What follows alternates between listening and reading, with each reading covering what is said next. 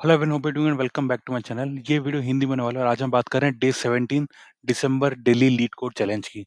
हमारे पास अगेन एक medium level question आया है और ये क्वेश्चन अगेन एक हीप से रिलेटेड है। कल हमने हीप के बहुत अच्छे सॉल्यूशंस देखे थे। मैंने उसमें हर एस्पेक्ट आपको बताया था कि हीप में क्या-क्या आ सकता है, क्या-क्या ऑप्टिमाइजेशंस की जा सकती है हीप के रिलेटेड। ओके, ये कल वाले क्वेश्चन में हमने डिटेल में देखा था क्योंकि वो ईज़ी क्वेश्चन था। तो मैंने आपको डिटेल में सारी चीज़ें दिखाई थी कि अगर ऐसा क्वेश्चन आता है तो आपको क्या-क्या एक्सप्लेन करना है, आप कहाँ-कहाँ पे अपना टाइम स्पेंड कर सकते हो, अपना या एक्सीलेंस दिखा सकते हो इन टर्म्स ऑफ कोडिंग, ठीक है? When there is a heap related question. अब अगेन एक क्वेश्चन आया जो कि हीप से रिलेटेड है बट ये बाकी तरीकों से भी किया जा सकता है। ये इस क्वेश्चन की खासियत है कि ये सिंपल तरीके से भी हो सकता है, एट द सेम टाइम आप अपने डेटा स्ट्रक्चर की नॉलेज भी डिस्प्ले कर सकते हो by using heap into this. Okay, आप या जो सिनेरियो बन रहा है उसमें आप मल्टीपल तरीके से सॉल्व कर सकते हो। हीप से भी कर सकते हो जो कि एक अच्छा इंप्रेशन बनाएगा इंटरव्यू में। एट द सेम टाइम आप इसको नॉर्मल बिना कोई डेटा स्ट्रक्चर यूज़ किए भी सॉल्व कर सकते हो just for using list and simple other steps. Okay, तो जल्द से शुरू करते हैं ये क्वेश्चन। देखो हमको क्या दिया है ना, हमको एक स्ट्रिंग दिया है, ठीक है? जिसमें स्मॉल द जो भी कैरेक्टर्स होंगे ना, सबसे पहले एक चीज़ समझ लो, ये होने वाले हैं हमारे small lower case English letters, ठीक है? ये सबसे पहली चीज़ है। देन हमें क्या करना है, इसमें एक रिपीट लिमिट दिया गया है। तो देखो इसको एक और चीज़ जो आपको यहाँ पे देखने को मिलेगा वो है लेक्सिकोग्राफिकली सॉर्ट, यानी कि लेक्सिकोग्राफिकली अगर हमें कंपेयर करना 2 स्ट्रिंग्स को। तो ये करना क्या चाहते हैं ना, देखो, आपको ये जो स्ट्रिंग दिया है, इसको आपको लेक्सिकोग्राफिकली सबसे बड़ा स्ट्रिंग इन कैरेक्टर्स को यूज़ करके जो लेक्सिकोग्राफिकली सबसे बड़ा स्ट्रिंग बनेगा, आपको वो रिटर्न करना है, ठीक है? बस एक कंडीशन है, वो है ये रिपीट लिमिट की, यानी कि एक बार में सेम कैरेक्टर 3 टाइम से ज़्यादा एक साथ नहीं हो सकते, ठीक है? जैसे कि मान के चलो सी, ठीक है? इसमें 4 सी हैं, ठीक है? पर चारों सी एक साथ नहीं हो सकते, आपको खाली 3 सी एक साथ रखने हैं, जो चौथा वाला होगा वो साथ में नहीं हो सकता, ठीक है? तो आपको उस उसके अकॉर्डिंग इस रूल को फॉलो करते हुए आपको लेक्सिकोग्राफिकली लार्जेस्ट आंसर रिटर्न करना है, ठीक है? अब एक बार क्वेश्चन देख लेते हैं फिर से। मैं आपको एग्ज़ाम्पल्स भी दिखाऊँगा कि ये चीज़ क्या है, ये पूरे पैराग्राफ का मतलब क्या है, मैं आपको एग्ज़ाम्पल के थ्रू समझाऊँगा। मैंने 2 एग्ज़ाम्पल भी इसके लिए प्रिपेयर किए हुए हैं, ठीक है? और मैं एक और चीज़ बता देना चाहता हूँ स्टार्टिंग में ही, मैं आपको 2 सॉल्यूशन दिखाने वाला हूँ। जो सेकंड सॉल्यूशन होने वाला है वो लीड कोड के ऑप्टिमल सॉल्यूशन से भी बेटर होने वाला है, ठीक है? ये सॉल्यूशन मैंने प्रूव करके दिखाया पिछले वाले इंग्लिश के वीडियो में, मैं आपको फिर से करके दिखाने वाला हूँ। कि मेरा जो सेकंड अप्रोच होने वाला है वो लीड कोड के ऑप्टिमल सॉल्यूशन से भी बेटर होने वाला है, क्योंकि मैंने वो ऑप्टिमाइज़ेशन उसमें लगाए, ठीक है? तो आप अगर देखना चाहते हो, आप स्किप करके डायरेक्टली जो सेकंड अप्रोच है उसको देख सकते हो। वो अब काफ़ी फ़ायदेमंद होने वाला है, वो लीड कोड से भी बेटर होने वाला है, ठीक है? अब बात कर लेते हैं इसकी, ठीक है? सो सबसे पहले हम लेक्सिकोग्राफिकल के जो है इसके बारे में समझे, ठीक है? एक लेक्सिकोग्राफिकली लार्जेस्ट स्ट्रिंग क्या होता है? अगर हमें 2 स्ट्रिंग्स मिले हैं, हमें कैसे पता चलेगा कि उनमें से लेक्सिकोग्राफिकली सबसे बड़ा कौन-सा है, ठीक है? लेक्सिकोग्राफिकली लार्जर कौन-सा है, ठीक है? उसके लिए मैंने 2 चीज़ प्रिपेयर की हैं। आप यहाँ पे देख लो। देखो मैंने यहाँ 2 स्ट्रिंग लिखे हैं, ए बी लिखा है एक, let me zoom in further ताकि आपको क्लियरली चीज़ें दिख रही हों। जब देखो ये हमने 2 स्ट्रिंग्स लिखे हैं, एक होता है एबी, एक होता है एसी, ठीक है? हमें इसको कंपेयर करना और बताना है कि लेक्सिकोग्राफिकली कौन-सा इसमें से बड़ा है। तो सबसे पहले आप इसका फर्स्ट पॉइंट ऑफ डिफरेंस पे आ जाओ।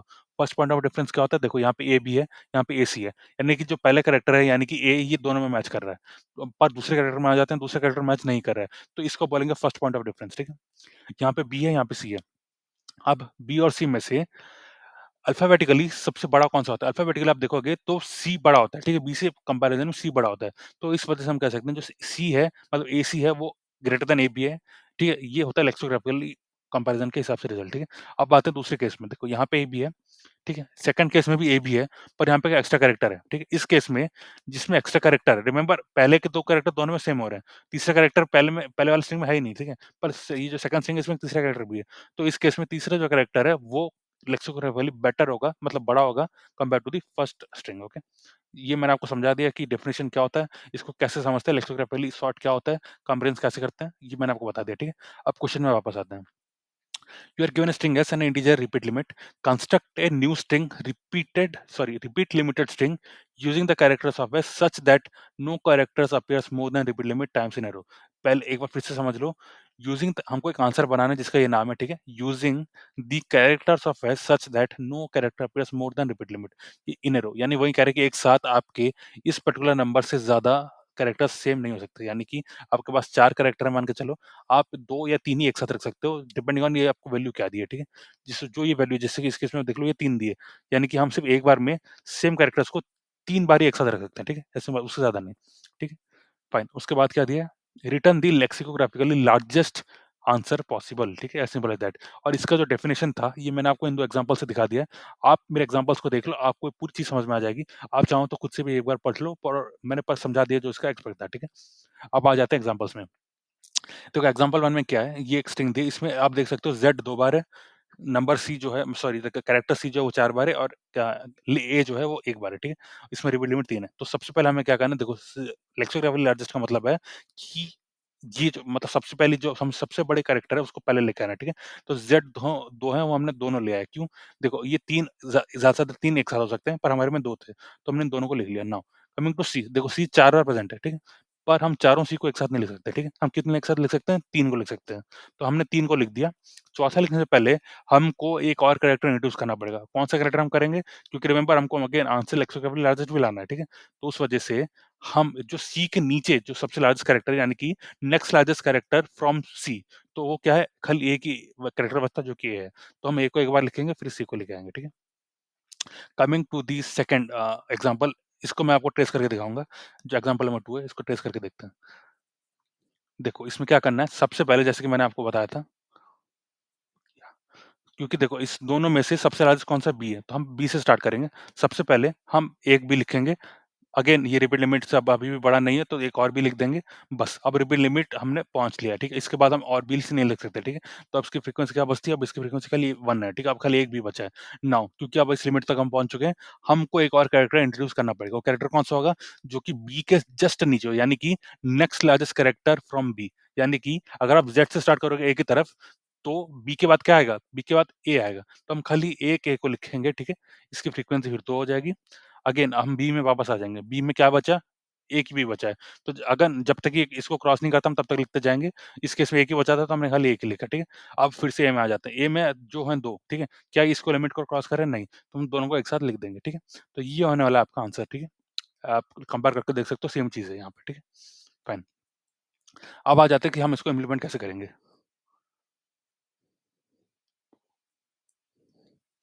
देखो, बहुत ही सिंपल होने वाला है, ये मैं आपको पहला अप्रोच दिखा रहा हूँ, फिर हम दूसरे वाले में जाएँगे।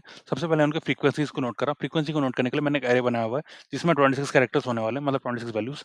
तो मतलब ए जो होगा वो 0th इंडेक्स पे होगा, बी जो होगा वो 1st इंडेक्स पे होगा एंड सिमिलरली जो ज़ेड होगा 25th इंडेक्स पे होगा, ठीक है?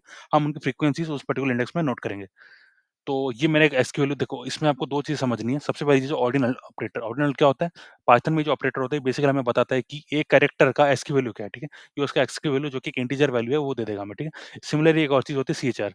सीएचआर फंक्शन जो होता है वो क्या करेगा ना वो आपको एसक्यू वैल्यू आपको देनी है उसको यानी इसका जो इनपुट होगा एसक्यू वैल्यू होगा, वो उस एसक्यू वैल्यू का जो कैरेक्टर है वो हमको रिटर्न कर देगा, ठीक है? ये दोनों एक दूसरे का अपोजिट होते हैं रिमेंबर दैट। तो अगेन हमने एसक्यू वैल्यू ऑफ ए भी रिकॉर्ड कर लिया। फिर हम हर कैरेक्टर में जा रहे हैं इसके, हमने उसका इंडेक्स रिकॉर्ड किया। इंडेक्स क्या है मतलब देखो उसका ऑर्डिनल पोज़ीशन ले लिया, माइनस ऑर्डिनल पोज़ीशन अब ये कर दिया हमने, ठीक है? तो ये हमको दे देगा कि या एक और चीज़ आप कर सकते हो कि instead of writing ordinal position यहाँ पे आप ये भी लिख सकते हो यहाँ पे, ठीक है? ये भी आप यहाँ पे लिख सकते हो, सेम चीज़ होगा। तो आपको क्या ये आपको बताता है कि जो हमें करंट कैरेक्टर है उसके लिए हमें इसकी फ्रीक्वेंसी कौन से इंडेक्स पे नोट करनी है, ठीक है? जब हमें पता चल जाए हम उस इंडेक्स में जाएँगे और एक इंक्रीमेंट कर देंगे उसको, क्योंकि हमें उसका कैरेक्टर मिल चुका है, ठीक है? फिर हम ये प्रिंट कर रहे हैं जस्ट आपके सैटिस्फैक्शन के लिए मैं आपको दिखा देता हूँ कैसे दिखने वाला है। ये कुछ ऐसा दिखने वाला है। देखो जो पहला एग्ज़ाम्पल में ज़ेड 2 बार प्रेज़ेंट ठीक है? तो जो 25th वैल्यू है वो 2 यानी उसकी 2 वैल्यू है, ठीक है? सिमिलरली जो ए है वो 1 बार प्रेज़ेंट है। तो जो 0th इंडेक्स है वो सिर्फ़ उसकी वैल्यू 1 है, ठीक है? सिमिलरली सी 4 बार है, तो जो इंडेक्स 2 है, ठीक है? इंडेक्स 2 उसकी वैल्यू 4 है।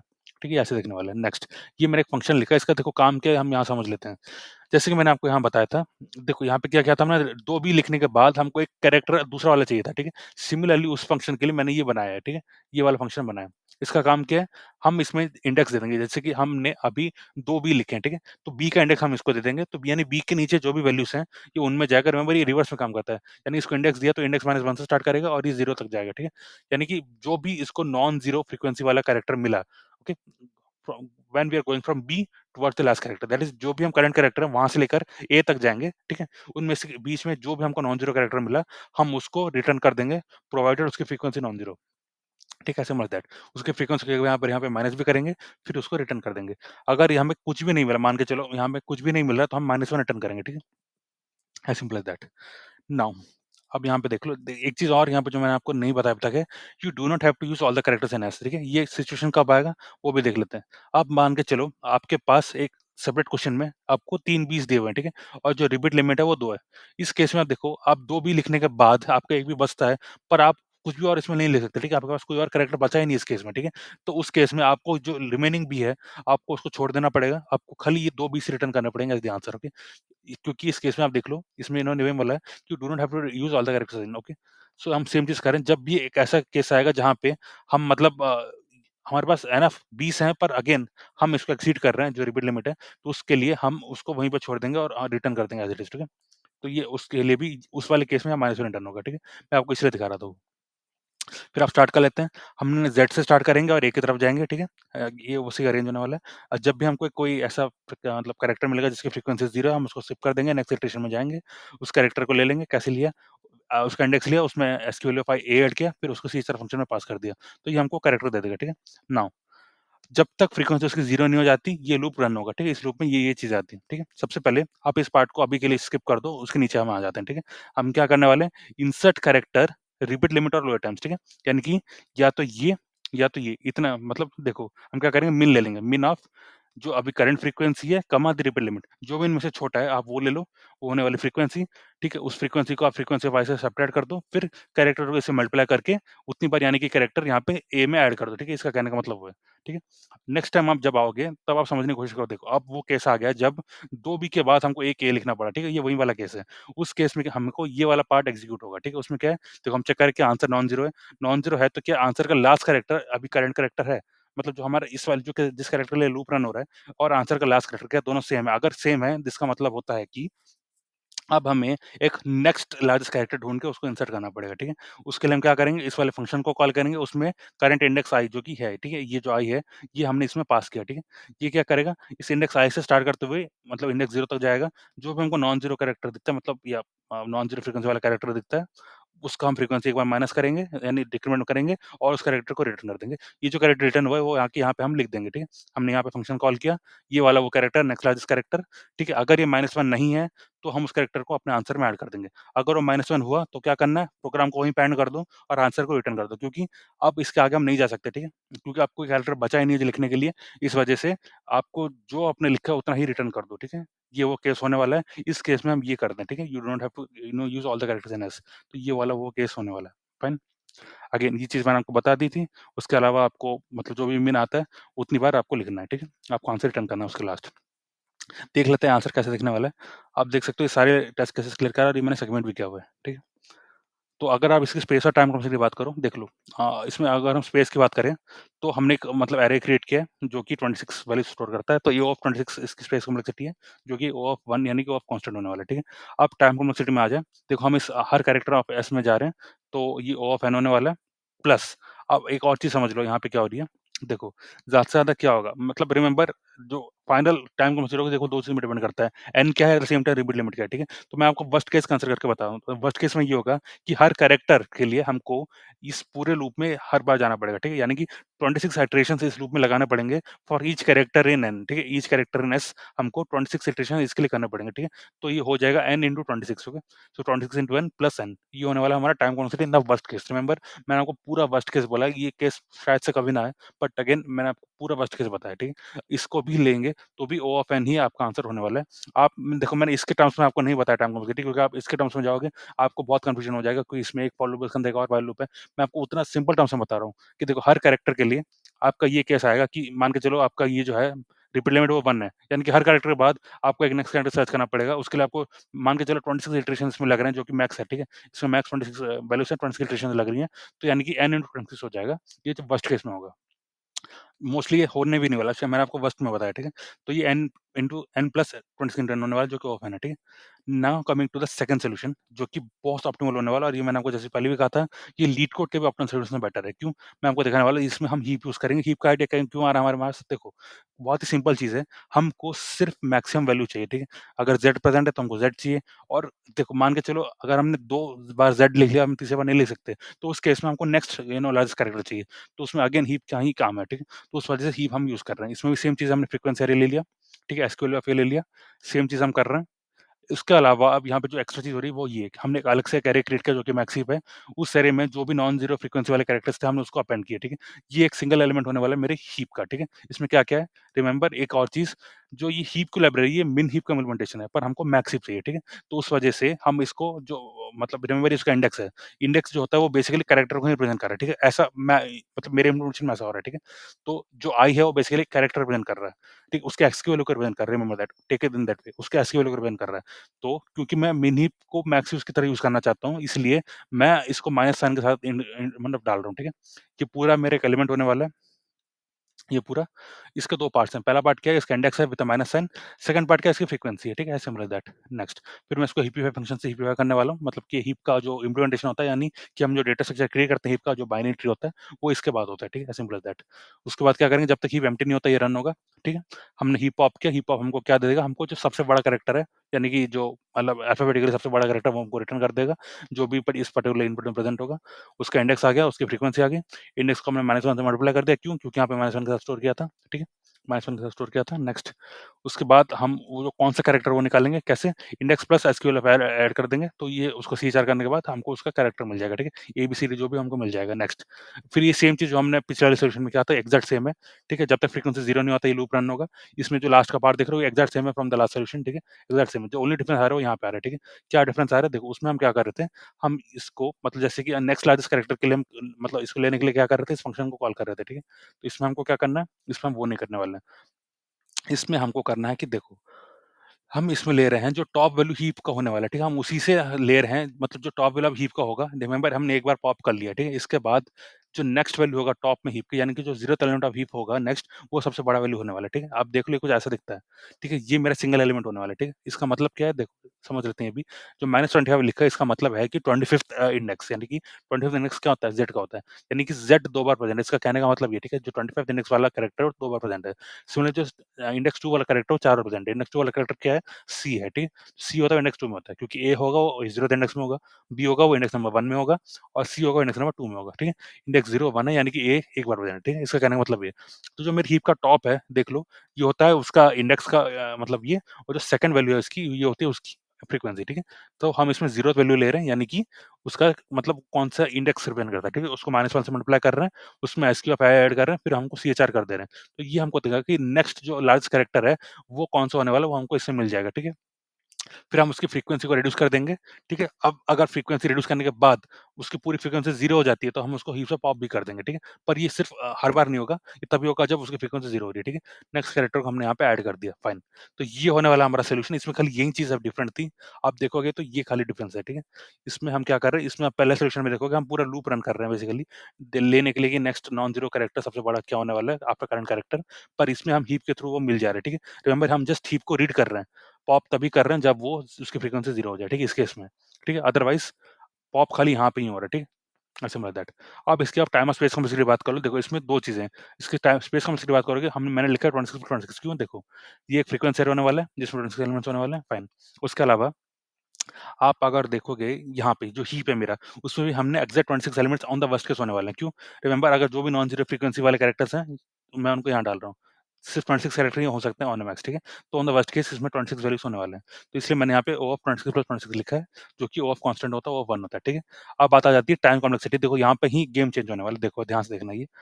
ये जो है ये O ऑफ n है, ठीक है? सॉरी नॉट दिस वन ये O ऑफ n है, ठीक है? फाइन। जो हीपी फंक्शन है ये अगेन O ऑफ 26 है, ठीक है? खाली 26 एलिमेंट्स है तो ये O ऑफ 26 है जो कि कांस्टेंट, ठीक है? Again that one. तो मैं यहाँ पे भी बेसिकली लिख देता हूँ 26 प्लस ये, ठीक है? जो हीपी है उसके लिए O ऑफ 26 आपको लगने वाला है। क्योंकि इसमें on the worst case 26 elements होने वाले हैं। उसके अलावा देखो मैं इस पूरे का आपको एक जस्ट इन ए मतलब देखो दूसरे तरीके से इसको देखना कहते हैं, देखो ये कैसे पता चल रहा है। देखो मान के चलो मेरे heap on the worst case मेरे हीप में 26 एलिमेंट्स होंगे। हर एलिमेंट को हम सिर्फ एक बार पॉप कर रहे हैं, ठीक है? आप देखोगे तो खाली वो एक बार ही पॉप होगा, ठीक है? सेकंड टाइम देखो ये जो पॉप हो रहा है, ये तभी हो रहा है जब उसकी फ्रीक्वेंसी 0 हो जाए, ठीक है? But still on the whole आपके 26 वैल्यूज़ होने वाले हैं, 26 बार वो पॉप होने वाले हैं, यानी जो भी वैल्यू है सिर्फ एक बार पॉप होगा, ठीक है? तो ईच पॉप का आपको लगता है लॉग 26 टाइम्स, ठीक है? मतलब उसका जो टाइम लगता है हर पॉप के लिए, उसकी जो टाइम डोमेंसिटी वो अब लॉग 26 होने वाली है और ये 26 बार पॉप होने वाला है। तो आप देखोगे ये 26 इंटू लॉग 26 हो जाएगा, जो कि n log n होता है, राइट? पर इस केस में n नहीं है, वो कांस्टेंट वैल्यू है, तो ये 26 लॉग 26 हो जाएगा, ठीक है? तो उसकी वजह से आप इस पूरे को देखोगे, तो अल्टीमेटली आप कांस्टेंट्स को हटा दो तो ये O ऑफ n ही रह जाएगा, ठीक है? यानी बाकी चीज़ें हर लूप के लिए रहेंगी इज़ रिस्पेक्टिव ऑफ n, तो n जो है वो खाली एक बार रहेगा, जो कि लीनियर वे में प्रेज़ेंट है, ठीक है? तो O ऑफ n ही होने वाला है। अब दूसरी चीज़ आप इस सॉल्यूशन को और देखो इन दोनों की टाइम कॉम्प्लेक्स सेम है, ठीक है? पर अगेन आप रन करके देख लो, आपको डिफरेंस नज़र आएगा इसके रन टाइम में, ठीक है? इसके रन टाइम में, इसके स्पेस में। तो अब ये सॉल्यूशन मेरा लीड कोड से बेटर क्यों है? देखो, लीड कोड जो कर रहे हैं वो इस वाले केस में भी एक पॉप कर रहे हैं, ठीक है? वो इस वाले केस में भी जो मतलब जब हम लेते हैं ना नेक्स्ट लार्जेस्ट कैरेक्टर उसके लिए भी वो पॉप कर रहे हैं, ठीक है? एट द स वो पॉप करने के बाद उसको फिर से पुश भी कर रहा है, अगर उसकी फ्रीक्वेंसी 0 नहीं हुई तो फिर से पुश भी कर रहे हैं, ठीक है? या इसके बाद फिर से पुश कर रहे हैं। पर मेरे हिसाब से वो सही नहीं है भाई। देखो वो टाइम कॉम्प्लेक्सिटी लग रही है, राइट? ओवर फ्रंट उसमें भी लग रहा है। How to avoid that? बहुत सिंपल, आप सिंपली हीप से रीड कर दो, राइट? आप सिंपली रीड कर दो, आपको उसको मतलब पॉप करने की क्या ज़रूरत है? पॉप करके रीड करना, फिर उससे फिर से पुश करना, उस सब की क्या ज़रूरत है? आप सिंपली डायरेक्ट उसको रीड कर दो, यूज़ कर दो। अगर हाँ, उसकी फ्रीक्वेंसी आपको रिड्यूस भी करना है, उसके बाद अगर आपको वो फ्रीक्वेंसी मतलब उसकी 0 हो जाती है, तभी पॉप करो, ठीक है? मैं तो पॉप कर रहा हूँ, वो लोग यहाँ डी वाला पॉप तो उन्होंने किया ही था। एट द सेम टाइम ई वाला रीड करने के लिए भी वो पॉप कर रहे थे। उसको एक रिड्यूस करने के बाद वो फिर से पुश कर रहे थे, ठीक है? आप वो भी कर सकते हो, वो एक स्टैंडर्ड अप्रोच है, but again in this case अगर आप एलिमेंट्स को इस तरीके से लिखते हो, रिमेंबर एक चीज़ मैंने एज़ अ हीप लिखा, आप देखोगे ना मेरे इन्विटेशन में, ये as a sorry not as a heap, as a list मैंने ये लिखा है, ठीक है? लिस्ट में आप चीज़ों को चेंज कर सकते हो, ठीक है? आप देख सकते हो मैं बिना कुछ पॉप या पुश किए मैं उसको ऐसे यहाँ पे चेंज कर पा रहा हूँ उसकी फ्रीक्वेंसी को। पर अगर अगर आपने एज़ ए ट्यूपल लिखा हो तो आप नहीं कर सकते थे, ठीक है? तो ये डिफरेंस है। अगर आप ये करते हो तो आप मतलब हाँ, आपको फिर से पॉप या पुश करने की ज़रूरत नहीं पड़ेगी। तो ये एक ऑप्टिमाइज़ेशन था जो मैंने किया है। बिकॉज़ ऑफ दिस रीज़न आप लीड कोड का ओरिजिनल सॉल्यूशन जो ऑप्टिमल है, वो वाला और ये वाला दोनों सेगमेंट करके देख लो, आपको ये वाला ज़्यादा फास्ट होगा, ठीक है? आप टाइम में कंपेयर भी कर सकते हो, ठीक है? ये वाला ज़्यादा फास्ट होगा। सो या फिर that was all for this video. यहाँ पे मैंने आपको एक ऐसा सॉल्यूशन दिखाया विद ऑप्टिमाइज़ेशन जो कि लीड कोड का ऑप्टिमल सॉल्यूशन से भी बेटर है, ठीक है? बी प्राउड कि आप ऐसा कुछ भी सीख पा रहे हो या फिर ऐसा कुछ भी थिंक कर पा रहे हो, ये बहुत बड़ी चीज़ है, रिमेंबर दैट। अगर आपने इंटरव्यू में ऐसा कुछ करके दिखाया, वो आपको बहुत अच्छे नंबर्स से ग्रेड करने वाले हैं, रिमेंबर दैट। ये चीज़ें मैटर करती हैं। ये दिखती छोटी हैं बट क्योंकि देखो, जेनेरिक चीज़ सबको आ रही होती है। अगर आपने कुछ ऐसा बड़ा करके दिखाया, जो बाकी लोग नहीं कर पा रहे होते हैं, तो that is how they will be segregating, okay? वो मतलब 200 स्टूडेंट्स एक इंटरव्यू में, they are going to take only 5, okay? तो हर राउंड बाय राउंड उनको निकालना है, तो इन्हीं छोटी-छोटी रीज़न्स मतलब बन जाती हैं, ठीक है? इन्हीं छोटी-छोटी चीज़ों से ही मतलब वो डिसाइड करते हैं किसे हटाना है, किसे नेक्स्ट में लेके जाना है, ठीक है? तो बिलीव मी ये चीज़ें मैटर करती हैं। आप हर छोटी चीज़ को भी पकड़ के आपको जाना रहता है, अगर आप बड़े से बड़ी कंपनी को टारगेट करना चाहते हो तो। सो या फिर that was all for this video. इसमें बहुत एफर्ट लगते हैं इन वीडियोज़ को बनाने के लिए, हर छोटी चीज़ को 2 बार एक्सप्लेन करने के लिए। मैं इंग्लिश में वीडियो बनाता हूँ और हिंदी में भी बनाता हूँ क्योंकि मेरा मानना है कि बहुत सारे स्टूडेंट्स हैं, जिनको प्रोग्रामिंग आती है, वो सीख सकते हैं, उनमें एबिलिटी है, पर वो इंग्लिश की वजह से थोड़ा डरते हैं क्योंकि उन्हें इंग्लिश उतनी मतलब अच्छे से वो नहीं कर पाते, इतना अच्छे से वो इंग्लिश नहीं समझ पाते हैं। इस वजह से मैं आपको हिंदी में भी वीडियो बना के दिखाता हूँ ताकि आपको धीरे-धीरे आदत पड़ती जाए, फिर आप एक ऐसी स्टेज में आ जाओ जहाँ आप खुद से इंग्लिश में कर सको। आप इंग्लिश वीडियो से भी सॉल्यूशंस देख के समझ सको, at the same time English question भी अच्छे से पढ़ के समझ सको। तो मैं चाहता हूँ कि जो हिंदी वाले भी बच्चे हैं, उनको भी ये मतलब अपॉर्च्युनिटी मिले कि उनके लिए भी कोई ऐसा क्वालिटी कंटेंट प्रेज़ेंट हो यूट्यूब में। सो फॉर दैट रीज़न मैं अलग से टाइम निकाल के इंग्लिश और हिंदी दोनों के लिए वीडियो बनाता हूँ। अगर आपको मेरे एफर्ट्स पसंद आते हैं, please do subscribe to our channel. This really gives a lot of motivation to continue further. आप देख सकते हो मैंने अराउंड 56 का डे स्ट्रिक का जो है मैंने क्रिएट किया हुआ है। ये अभी और लंबा जाने वाला है। तो प्लीज़ डू सपोर्ट। आपका सपोर्ट बहुत मैटर करता है हमारे लिए because it really takes a lot of effort to do this. अगर आप सपोर्ट करते हो तो हमको ये मतलब वैलिडेशन देता है कि हाँ, हमारे एफर्ट्स सही जगह में जा रहे हैं, किसी की हेल्प कर रहे हैं। So often that was all for today. See you tomorrow. Thanks a lot. Please subscribe.